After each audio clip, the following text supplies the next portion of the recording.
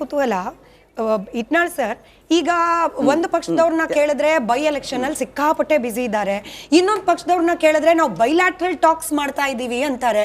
ಜನ literally ಬೀದಿಲ್ ಬೈಕೊಂಡು ಓಡಾಡ್ತಿದ್ದಾರೆ sir. ನಾವು ಕೇಂದ್ರನ ಕೇಳಿದ್ರೆ ರಾಜ್ಯನ ಕೇಳಿದ್ರೆ ಕೇಂದ್ರ, ಇದು ವಾರ್ಷಿಕನೋ ಬೈವಾರ್ಷಿಕನೋ ತ್ರೈವಾರ್ಷಿಕನೋ, ಬಟ್ ಬೆಲೆ ಏರಿಕೆಯನ್ನು ಅನುಭವಿಸ್ತಿರೋದಂತೂ ಜನಸಾಮಾನ್ಯರು, ಬೈಕೊಂಡು ಓಡಾಡ್ತಿರೋದು ಜನಸಾಮಾನ್ಯರು. ಈಗ ಜನರಿಂದ ಜನರಿಗಾಗಿ ಆಯ್ಕೆಯಾದ ಕೇಂದ್ರ ಸರ್ಕಾರ ಮತ್ತು ರಾಜ್ಯ ಸರ್ಕಾರದ ಮೊದಲನೇ ಜವಾಬ್ದಾರಿ ಈ ಸಂಕಟದ ಕಾಲದಲ್ಲಿ ಜನರ ಕಷ್ಟಕ್ಕೆ ಹೇಗೆ ಸ್ಪಂದಿಸಬೇಕು. ಇವೆಲ್ಲ ತಾಂತ್ರಿಕ ಟೆಕ್ನಿಕಲ್ ವಾದಗಳು ಅಲ್ವೇ ಅಲ್ಲ. ವರ್ಷ ಇಷ್ಟಾಗುತ್ತೆ ಅಷ್ಟಾಗುತ್ತೆ ಆ ಲೆಕ್ಕಾಚಾರ ಸಮಯ ಅಲ್ಲ. ಈಗ ಏನಾಗಿದೆ, ಒಂದು ಈ 3 ಸತತ ಹೊಡೆತಗಳು ಇಂಡಿಯಾದ ಎಕಾನಮಿ ಮೇಲೆ ಬಿದ್ದಿದೆ.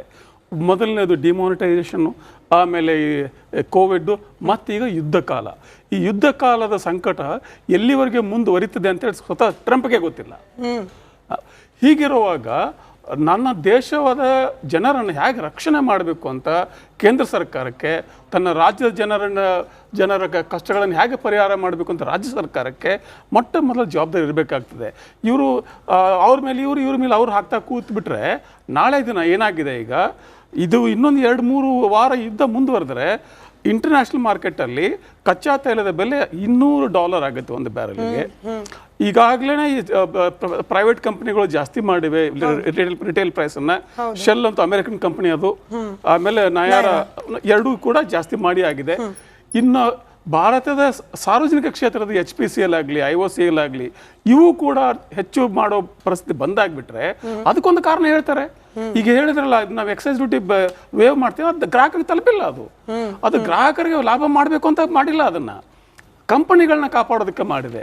ಈಗ ಗ್ರಾಹಕರಿಗೆ ಮೊದಲೇ ಒಂದು ಪೂರೈಕೆಯಲ್ಲಿ ವ್ಯತ್ಯಯ ಇದೆ, ಗ್ಯಾಸು ಇತ್ಯಾದಿ ಪೂರೈಕೆಯಲ್ಲಿ ವ್ಯತ್ಯಯ ಇದೆ. ಅದ್ರ ಜೊತೆಲಿ ಈ ದರಗಳ ಒಂದು ಹೊಡೆತ, ಅದರ ಮೇಲೆ ಈ ಬ್ಯಾಂಕಿಂಗ್ ಸೆಕ್ಟರಲ್ಲಿರುವಂಥ ಅನೇಕ ಹೊಸ ರಿಸ್ಟ್ರಿಕ್ಷನ್ಗಳು, ಇದೆಲ್ಲ ಸೇರಿಕೊಂಡು ಜನಸಾಮಾನ್ಯನ ತಾಳ್ಮೆ ಕಟ್ಟೆ ಒಡೆದು ಬಿಟ್ರೆ.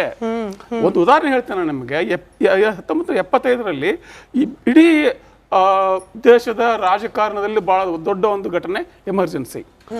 ಅದು ಒಂದು ಏಕಾಏಕಿ ಆದಂಥದ್ದಲ್ಲ. ಅದು ಸಡನ್ ಆಗಿ ಒಂದು ಜುಲೈ 75 ಬೆಳಗ್ಗೆ ಎದ್ದ ತಕ್ಷಣ ಇಂದಿರಾ ಗಾಂಧಿ ಇದನ್ನು ಎಮರ್ಜೆನ್ಸಿ ಘೋಷಣೆ ಮಾಡಬೇಕಂತ ಬರಲಿಲ್ಲ. ಅದಕ್ಕೊಂದು there is a history to it. 1971ನಲ್ಲಿ ನೀವು ಬಾಂಗ್ಲಾದೇಶ ಯುದ್ಧ ಮಾಡ್ತೀರಿ, ಅದಕ್ಕೆ ಅಮೆರಿಕದ ಅಂತಾರಾಷ್ಟ್ರೀಯ ಮಟ್ಟದಲ್ಲಿ ನಿಮಗೆ ಎಕನಾಮಿಕ್ ಸ್ಯಾಂಕ್ಷನ್ ಆಗ್ತವೆ.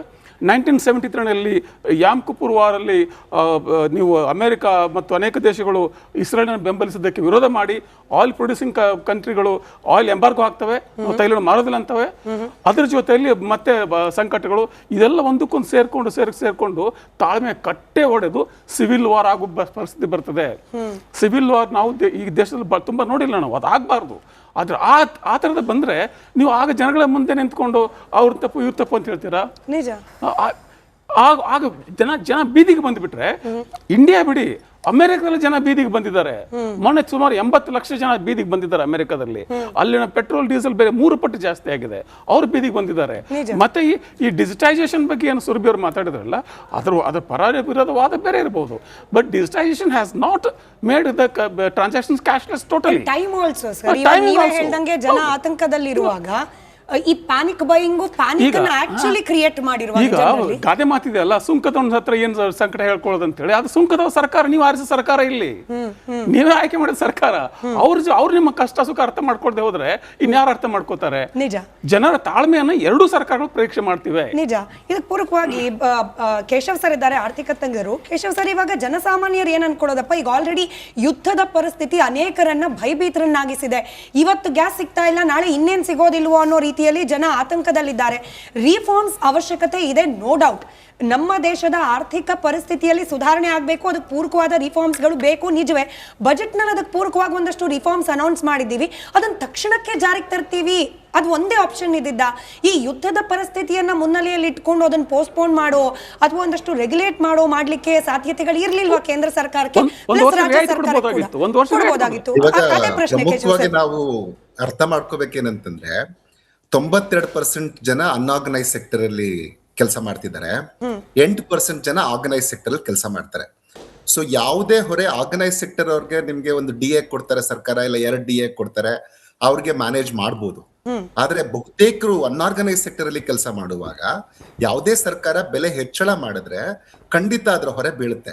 ಸಾಮಾನ್ಯವಾಗಿ ನಾವು ಅರ್ಥಶಾಸ್ತ್ರ ಏನು ಚಾಣಕ್ಯ ಅವ್ರು ಬರ್ದಿದ್ದಾರೆ, ಅದರಲ್ಲಿ ಒಂದು ಮಾತಿದೆ, ಯಾವ ರೀತಿಯಲ್ಲಿ ಜೇನು ದುಂಬಿ ಇದ್ರದ್ದು ಹೂವದಿಂದ ತನ್ನ ಮಕರಂದವನ್ನ ಹೀರುತ್ತೋ ನೋವು ಆಗದ ಹಾಗೆ, ಹೂವಿಗೆ ನೋವು ಆಗದ ಹಾಗೆ ಯಾವ ರೀತಿಯಲ್ಲಿ ಮಕರಂದವನ್ನ ಹೀರುತ್ತೋ ಆ ರೀತಿಯಲ್ಲಿ ತೆರಿಗೆಯನ್ನ ಸರ್ಕಾರಗಳು ವಿಧಿಸ್ಬೇಕು ಅನ್ನುವಂತ ಮಾತಿದೆ. ಈಗ ಬಜೆಟ್ ಬಂದಾಗ ಯಾವಾಗ್ಲೂ ಸಾಮಾನ್ಯವಾಗಿ ಏಪ್ರಿಲ್ 1 ಇಂದ ಅದದ್ದು ಇಂಪ್ಯಾಕ್ಟ್ ಆಗುತ್ತೆ. ಅದು ಈ ಸರಿನೂ ಆಗ್ತಾ ಇದೆ.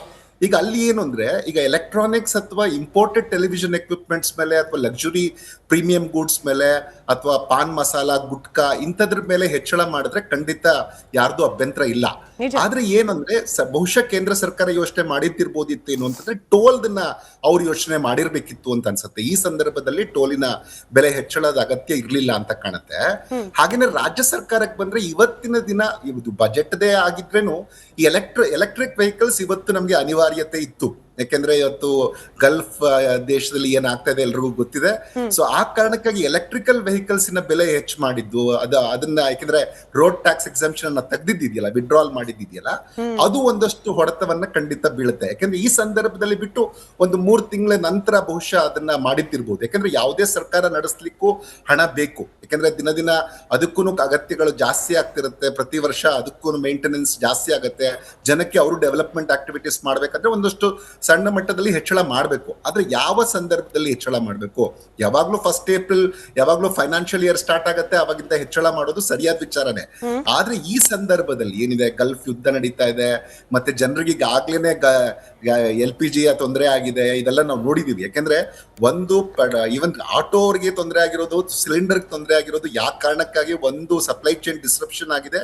ಇನ್ನೊಂದು ಏನು ಅಂತಂದ್ರೆ ಇಂಟರ್ನ್ಯಾಷನಲ್ ಮಾರ್ಕೆಟ್ ಅಲ್ಲಿ ಪ್ರೈಸಸ್ ಜಾಸ್ತಿ ಆಗಿರೋದ್ರಿಂದ ಪ್ರೈವೇಟ್ ಬಂಕ್ ಅವರು ತಗೊಳಕ್ ಆಗ್ತಿಲ್ಲ. ಹಂಗಾಗಿ ಈಗ ಅವರು ವರ್ಗಾವಣೆ ಮಾಡ್ಬೇಕಾಗತ್ತೆ.